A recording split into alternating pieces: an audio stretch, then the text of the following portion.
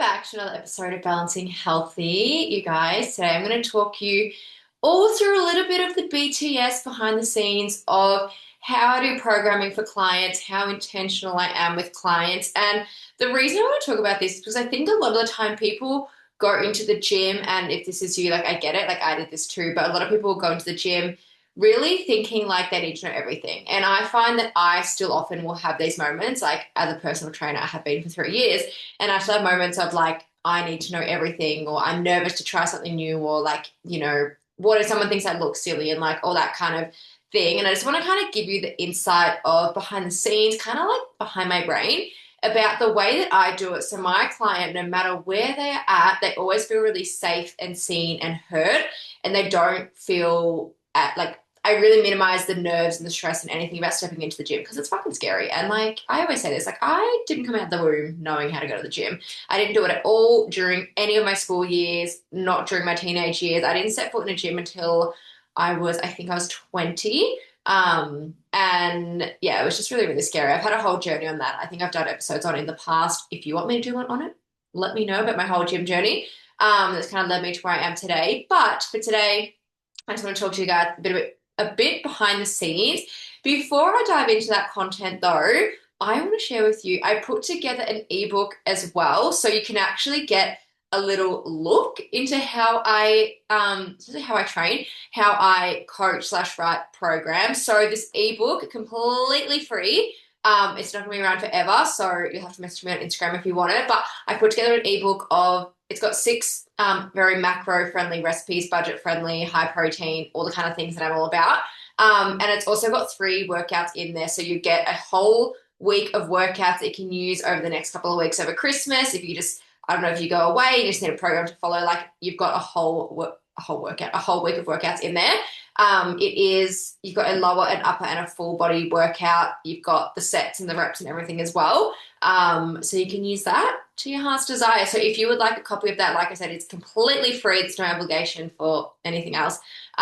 Just send me a message on Instagram. Just DM me the word ebook. Just literally no space, no hyphen, nothing. Just ebook, 5 letters, and I will send through the link for the ebook. But let's kick it off with the intentionality behind my programming for clients. And the reason I want to start with this is because when a new client comes to me, yes, their gym experience and skill level is all like good and I need to know that. But something that I actually ask my clients is, what other hobbies do you have? What extracurricular activities do you do? What other things do you like to involve yourself in? Like, what are your weekends like? Like, tell me all the things.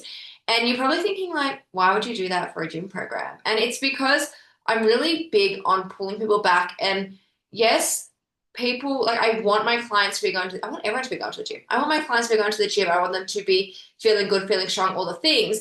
But not everyone wants to be in a gym 24/7. Not everyone wants to be a PT. So it's finding that balance of this is what's going to make you feel good. This is going to help complement your other activities, but then you still get to do your other activities without burning yourself out. So I will always ask, what else do you do? So then before I even get to my actual programming itself, I'm looking at, okay, how many days are we going to do per week? Can we do 2 or 3 days per week? And then you've got space for something else. Can we do, can I split it in a lower, upper, like ×2 kind of program, or do I need to make it more full body sessions? So for example, I have a client, she's a hockey player.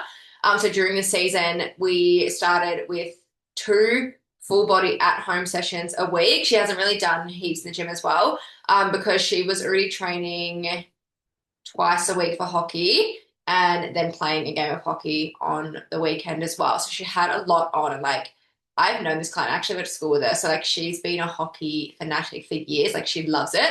So for me, it's really important to be like, okay, let's make sure you're not completely killing yourself, but let's make sure that the strength is going to work with your hockey as well. So 2 full body sessions at home. That way she could actually have time to recover. And then if, for example, there was a week where she was just like absolutely exhausted, maybe she could only do 1 session, then she's already hit her entire body. And it's like, cool, we'll leave the second session, just focus on your training and your hockey. Whereas now the season's over, so we're doing 3 full body sessions a week, and I've kind of upped the ante with it. I've kind of given her like a bit more volume, a bit more what's it called, reps and sets to do. And like I've really made it work too. She does have some equipment at home, so I've really made it work to that, really focusing on some strength gains. So then, you know, we can really push now while hockey's not on. And then when she goes back to hockey next year, then we look at it again. So it's really, that is really like a picture that I paint whenever I have a new client. But this is the thing of, like I said, this is why I always ask, you know, what else do you do in your life? So then we can really tailor it to that, if that makes sense. This is all relevant to online coaching as well. I did forget to mention that because obviously in person, like I work with someone in person, like it's a bit of a different story. So this is like helping someone online. If that doesn't make sense, bring a message to me because I'm like, as I just said that, I'm like, did that make sense? But anyway, point is, so we go to, okay, how many sessions are we going to do per week? And it could also be that thing of maybe you're someone who's never set foot in a gym. I'm not going to say, hey, here's a 4-day program, go off and, you know, have a good time. It's like, okay, let's actually look at never set foot in a gym. Where are you currently at? Do you have any injuries? Do you have any this, any that? Like I really kind of dive really deep into it with a new client. I get as many notes as I can, have them saved. So every time I update a program, I can actually look at them and like always reflect on that and then put the new program in place. But it's all about strengthening those areas, working potentially with physios to see, you know, what can we do to improve X area, things like that. So I'm just going to paint a picture of what a typical, what would you call it, programming progression would look like. I guess from an online kind of space. And I'm gonna start it at like my absolute beginners that are too even afraid to go to the gym, which I totally get. Starting with someone at home. And I think this is really cool because as I go along and I paint this picture, you can kind of like put yourself in that space and go, oh, cool, like I'm kind of at this space. So that is what, then I can work up from there onwards. So someone at home, I would always do 1 or 2 sessions, again, full body per week, working with what they've got. So most people have like a couple of dumbbells, maybe a booty band, maybe a resistance band, which is really, really good. I really get them to focus on what I call the basics. So we look at squats, lunges, we look at some hip thrusts, we'll look at, you know, some bent over rows, we'll look at, again, depending on the equipment, there's so many things we can do, but we'll look at doing some arm work, some chest work. Like I'll really kind of target every muscle group. And depending on where the person is at, what kind of weights they put in, what they kind of feel like they can do, I'll generally have them doing more reps. So something of a high rep range, like let's say like 12 to 15. And then it's a lighter weight because either it's at home or they're completely new or it's something completely different. So in that sense, I'd really have them focusing on their form and really just kind of getting the movement as opposed to like, we're going to push heavy weights. So that's the kind of first part that I do. I just want to jump back to lunges for a second because I have something really, really important to say with that. Most people can't, I don't want to say most people can't do a lunge, but most people hate lunges. And when I get them to do a lunge, I can see why they hate lunges because they're like, oh, I'm unstable, I'm not good at it, I'm not this. And a lunge, it shouldn't be anything crazy. It should not be anything crazy. It should be something that's one of your basic movements. I'm not going to have someone doing a fucking Bulgarian split squat if they can't even do a lunge properly. And I actually had a client come to me and she's been an online training client of mine for over a year now. And she has a various number of things. She has a bit of a hearing impairment, which affects her balance. And she has some knee things. And like there's a couple of things. And she was like, my old coach literally was just constantly giving me Bulgarian split squats. I'm like, I can't even stand like one leg. Like it was just, the coach was not listening to her. And I got her into just a static lunge. So a static lunge is pretty much you be in your lunge position. So feet are split and you just literally go up and down. So you're not even really focusing too much on the stability. You're kind of focusing just on the lunge because you don't have to step back and forth. You're literally going up and down. And most people, when I get them to do that, whenever I first see someone first train them, they can barely like be stable in that position. And I just think it is fucking wild to me that there are some coaches that literally couldn't give a shit. They don't listen to the client when the client says they can't do X or they feel X way about something. And they just want to program something that, you know, looks cool and looks fun and looks this and looks that. But like, how about looking at your client and how about listening to their needs and their body and what they actually can or can't do and programming that way? Like it just absolutely baffles me. I've had multiple stories like this from clients that have come to me from other people, and I actually kind of believe my own ears when I listen to it. So yeah, if you struggle to do a split squat, or if you struggle to do anything single leg, look at your static lunge first. If you struggle to nail that, I actually have a few ways that we can work on it. Again, it's not something I'm going to go into in the podcast, but something I go through with my in-person clients and also my online clients, to get them from a static lunge to then to a reverse lunge. So then maybe they could walk, and then, maybe your foot is slightly elevated, and then like you gradually make it higher, and then you can do a split squat. Like there's a whole sequence to it with how I do it. And I think it's just really, really important to highlight that. Like, look at your lunges and look at where you are at with your single leg exercises, and just have a think about that. Maybe you need to regress, so go quote unquote backwards a little bit, which is nothing wrong with, because I'd rather you go backwards and solidify the basics and then work your way back up, because then you'll be able to have that deeper range, you'll be able to go heavier, you'll feel more confident and more stable. So just something to think about. But back to my little paint the picture journey. So from that home program, 1 to 2 sessions, working with what they've got, whether it's body weight, whether it's a bit of weights, whatever it is, then whenever I update the program, I really try and keep the movements similar, so it's not completely throwing the client out of whack. Like, I really want you to feel like, okay, I was doing these movement patterns, and now we've just kind of elevated it a little bit, or we've just kind of changed up the stimulus a little bit, but it's still the same kind of movement pattern. So we never want to just completely throw you in the deep end like that.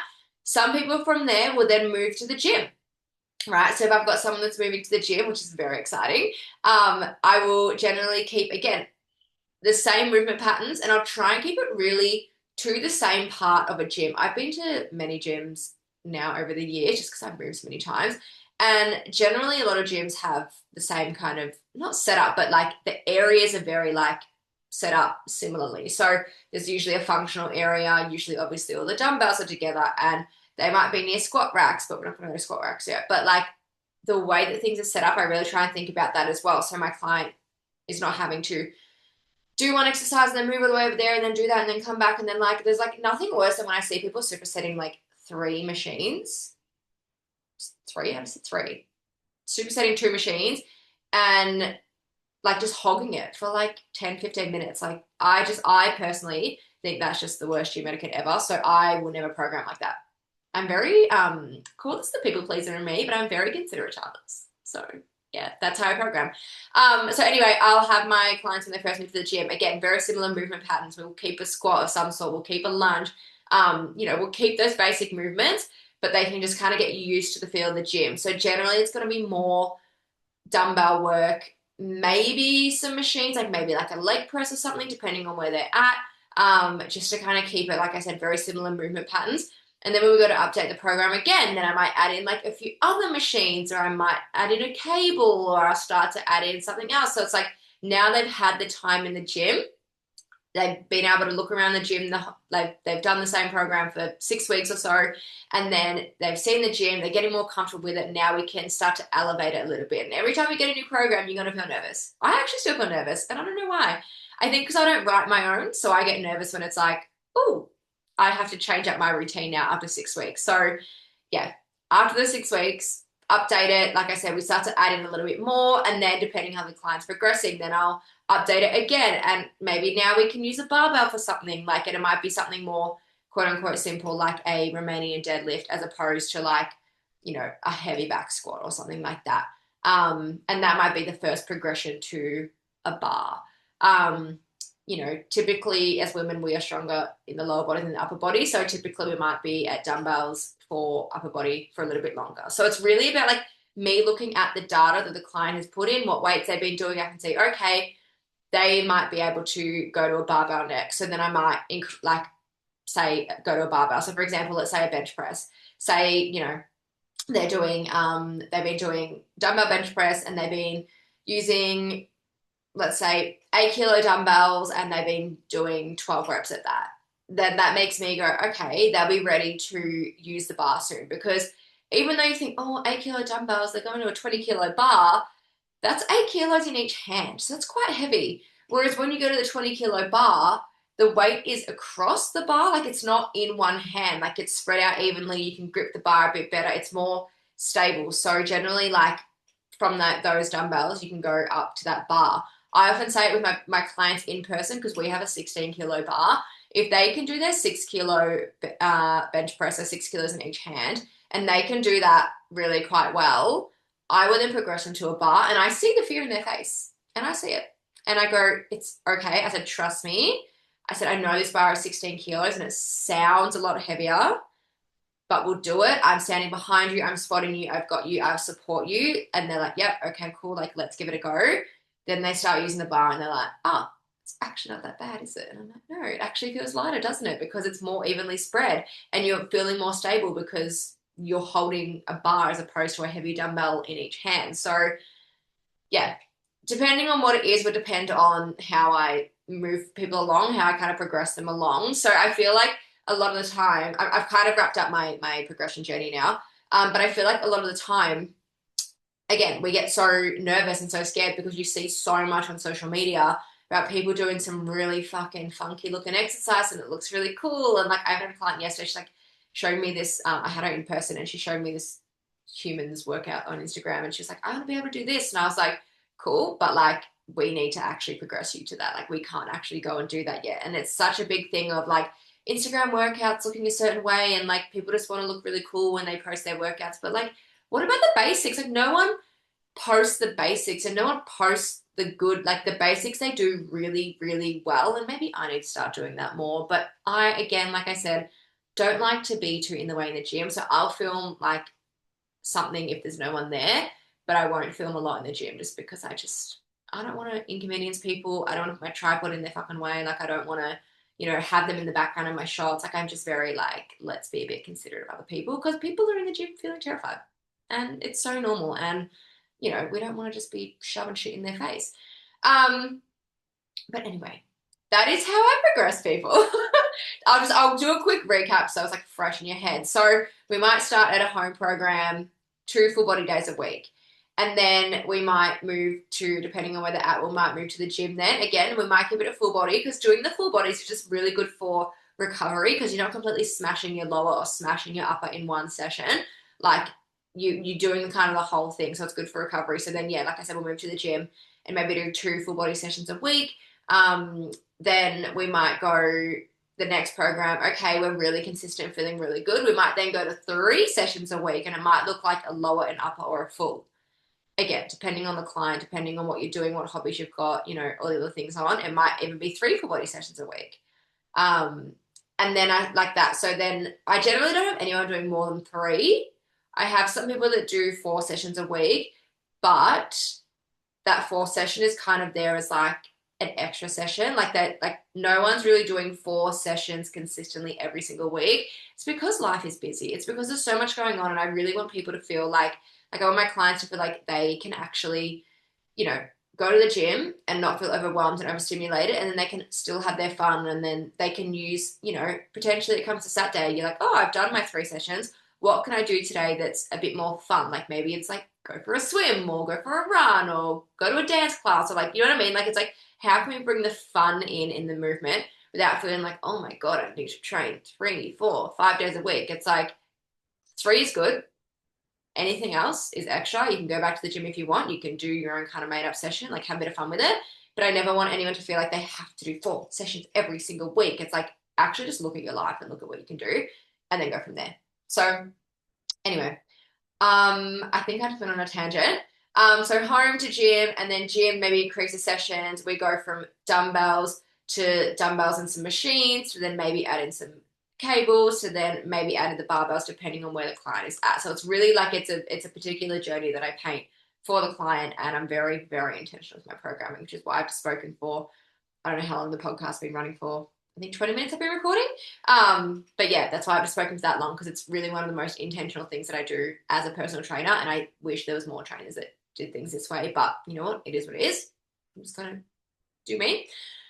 The next thing from there is looking at like how, like different ways in the gym that you can kind of progress and see results, but also the thing of deloading, which I'll start with the progression side of things. So progressing can look like there can be multiple ways you can progressive overload in the gym. It could be either through increasing your weights. So for example, let's say you've got a main lift. Like I will always start a session with a main lift, whether it's a squat, whether it's a hip thrust, a bench press, whatever the kind of main lift is. You generally got 4 sets of it, and the reps will generally drop down a bit. So it might be set 1 is 10 reps, set 2 is 8 reps, set 3 and 4 are 6 reps. So very intentionally dropping the reps so you can increase the weight. I do this with in-person and online clients. And when you see a drop in the reps, that is your sign to increase the weight, because you're doing less reps, so you should be able to do heavier weight, even if it's only the 1.25 kilo plates on each side of the bar. I say this all the time. I posted some of my stories yesterday. They count. 1.25 kilo plates actually count. I don't know why people tell you they don't. Those people can get fucked, but they count. It's fucking weight. It's 2.5 kilos in total. Like, it's something, especially if you're doing something like a strict press. Like, man, oh, that shit gets fucking heavy. It's really hard to progress with a strict press. But like I said, as women, we're stronger lower body. So you'll find with your lower body, like, you should be able to progress more. So for example, say you're doing a set of squats. I'm just going to use my recent set of squats I did yesterday. So my first set at 10 reps was 35 kilos. And then I put it up to 45 kilos. And I'm doing a bit of a big jump. I'm just kind of still finding my feet with my squats again. It's been a long time since I've done them. So my second set, I did 45 kilos for 8 reps. And then my third set, I did 55 kilos for 6 reps. And in my head, because I was going to do 6 reps again, I really wanted to push to that 60 kilos. Like, that was my plan going into it. But then that third set at 55 kilos, I was like, I'm actually not. Like, I can't do 60. Like, I was doing, which I see a lot of the time with clients, I was doing the whole, like, as I was coming up from my squat, I was leaning into one side as, like, my body's safety net. Like, I see it all the time. Leaning into my stronger side, and my knees were, like, caving in a little bit, which, again, is very normal as we're getting heavier with our weights. It's obviously not the best form, but it's very common. It means you're pushing hard. And yeah, I was like, I actually can't, like, I barely made the 6 reps of that. I can't put any more on. So I just did another set of 55 kilos, which is fine. But now next week I can look at that data and I can go, okay, I'm going to try and do the same thing again. And I really want to try and push for that 60 in that last set. And that'll be a form of progressive overload, because it's like, even though I did the same for the first 3 sets, that last set, I increased it by 5 kilos. So I've pushed heavier weights. My volume has gone up as well. I pushed a harder weight. The volume has gone up, and that's how we're going to progress in that way. Another thing you could do is you can increase the reps. So let's pretend that I was fine at my 55 kilos for 6 reps yesterday. Maybe I could have gone to 8 reps. So I could increase that, like 8 reps at 55 and then put it up to 60 later. But it's like meeting yourself where you're at in your session, how you're feeling. A lot of the time we are stronger than we think. I have this all the time with clients. We are stronger than we think. And it's just about being able to push yourself that little bit more, like really assessing and going, hey, can I do some more? Like I said in that squat yesterday, I often find, yeah, I can do more. So when I did that squat and I was like fully like failing, I was like, oh my God, like I actually can't do any more. Let's blame it on the luteal phase. My period's due tomorrow, so that's not a great time. So let's blame it on that a little bit. But yeah, it's that thing of like really meeting yourself where you're at and really sitting with yourself like, hey, can I push something heavier? Am I being lazy? Or was that really fucked so I can't do anymore? So yeah, increasing your reps. And then another one, if like potentially you want to increase your sets, potentially, I mean, I program certain sets for a reason, and no one really is increasing sets because they have their time period at the gym and the sets and like feel good for that. But there could be an example, actually perfect, an example yesterday I had with an in-person client. We were doing 3 sets of a kettlebell deadlift because, again, this is how I progress someone. So she's not at space for a barbell yet, but we've been practicing with a kettlebell, which is how I progress someone up to be doing a barbell. And we'd done the 12 kilo kettlebell, is it barbell? Kettlebell for the 3 sets because it was quite heavy for her. We did it last week and I think the week before as well. And the jumping kettlebells is 4 kilos. So we've got a 12 kilo and then we've got a 16 kilo in the studio.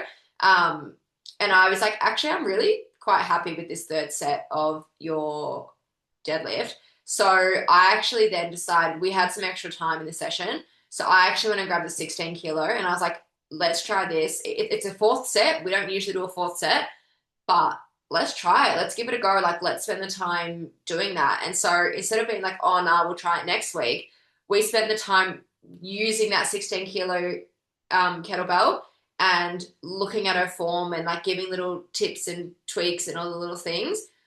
So now we've progressed that way. So now next week I know, okay, she did that. We might still start at 12 next week, but then I'll put her to 16 second or third set. Like I know that she can do it and I know kind of what to look for with her form, like what starts to kind of fall first, if that makes sense. So there is always ways of progressing and like you can do anything. I find with like a single arm tricep kickback, because that's something I've got in my program at the moment, the 5 kilo feels like it feels pretty like easy at the start, but if I go to 7.5 kilos, because I'm a cable, if I go to 7.5 kilos, I'm like, I can barely move it. I can do 4 reps and I can barely move it. So I might start at 7.5 and then after the 4, drop it to 5 and keep going that way. Or I'll do the 5 the whole time and I'll just add extra reps, kind of like to a bit of failure, whatever I can kind of do. So it's just really about meeting yourself where you're at. And like, yes, if you have a program, the reps are there for a reason. But it doesn't mean that if something's feeling easy, you should just stop. Like if it feels good and you can do a few more, then do a few more. Like really, really meet yourself where you're at. And then to go the opposite of that, I just want to quickly touch on a deload. So a lot of people that I've spoken to lately don't really know what a deload is. A deload is pretty much just pulling back your weights, your reps, or your sets. Again, not really sets, more weights or reps. But just kind of meeting yourself where your body is at, really pulling, like stripping things back. So for me, let's use my squat example. I might do, instead of 35, 45, 55, 55, I potentially might do 25, 35, 40. Like it just really depends on how I'm feeling on the day, but it's just like stripping back the weights, still kind of pushing where you can, but it's not something like I'm here to get a PB today. It's more of that thing of I'm here to move my body and I'm here to just, we might pull it back and focus on form. So again, that thing, like I said earlier, about stripping back the weight and focusing on the form, potentially it's a few more reps. It doesn't have to be a few more reps because we are deloading. But it could be pulling back those reps. Like maybe you were like mid set of squats at 45 kilos. You're like, fuck, 8 is going to kill me. So maybe I've just done 6 instead. And then I have a bit more energy for my next set, if that makes sense. So it's just that thing of really meeting yourself where you're at. Like, honestly, how many times have I said that? Take a shot for every time I've said that. But meeting yourself where you're at and really just looking at, okay, how can I pull back in a way that's going to feel really good for me, really solid for me, and just make me feel good, but not make me feel like I've completely gassed myself. And this is something I say can be really helpful around menstrual cycle, around the time of your period. So I actually will never program someone a deload, but if the way that my client is talking to me, I can get the sense that they need one, then I'll tell them to implement it. But because I don't want to tell you, oh, typically you're not, meant to be lifting PBs around the time of your period, so I'm going to tell you not to. Imagine that. Imagine if I had implemented a deload this week, I wouldn't have pushed the PBs I pushed. I think I got 6 PBs yesterday on my leg day. I wouldn't have pushed that knowing that my period's due tomorrow. Like, I'll implement it when I feel like my body needs it, when I'm like, okay, my body's actually cooked. But I don't need to be told by my period, by the day of my cycle, what I need to do. It's about looking inwards, regulating your nervous system, having a couple of deep breaths, and just feeling like, okay, what does my body need? Do I need a bit of a rest? Because again, a lot of people just go straight to, I'm not training this week. And that's just not going to do you any good, because truthfully, having that week off, especially if you've been so consistent, having that week off can actually, A, cause you to quote unquote fall off track. But B, I often find when I have a week off, I go back and I'm actually really sore. Like, not even in a sense of like pushing heavy weights sore, but in a sense of like, I haven't moved my body how I usually would in the last week or so. So now my body's just really feeling tight and icky and yuck. And like stretching is good, but so is just lifting a weight. Like it makes you feel so good physically and mentally. So highly recommend implementing a deload if you need it. If you feel around the time of your cycle you're really struggling, a lot of people might do more Pilates or yoga type things around the time. Again, you're still moving your body, having that stretch, like having almost that release. But if you can like reduce the intensity somehow, then that is perfect. Okay. I feel like I've yapped. I think I've yapped for half an hour now, which every time I do these episodes, I'm like, oh, just a short one. It'll be like 15 minutes. And then it's just not. So I hope you guys enjoy these long episodes. I'm going to wrap it up here, but just to reiterate from the start. So we had that ebook. I have that ebook that I talked about at the start. So you get 3 workouts, which is a whole week of training programs. Like I said, it's a lower and upper and a full body. It is a gym program. It is not beginner, but if you message me on Instagram, like if you get the ebook and you message me like, I'm a bit nervous to do XYZ, I can literally tell you what to change it to. So it's no stress there. So you'll get that whole week of workouts you can use for the next couple of weeks, 4, 6 weeks, whatever. And you also get 6 free recipes that come along with that, straight from my clients' recipe library. So it's exactly kind of what my clients get as well. So you can kind of see what it's like to be a client, the kind of recipes, the food we eat, how we train. It's all really good stuff. I get really good feedback, not to toot my own horn, but I do get really good feedback on my training programs and the way that I do it and how simple I keep it and the way that I progress people. So if you have any thoughts of that, then you can DM me ebook on Instagram. Or if you are listening to this and you're like, I actually just need that support and I just need someone to guide me in the gym, then send me a message still anyway on Instagram.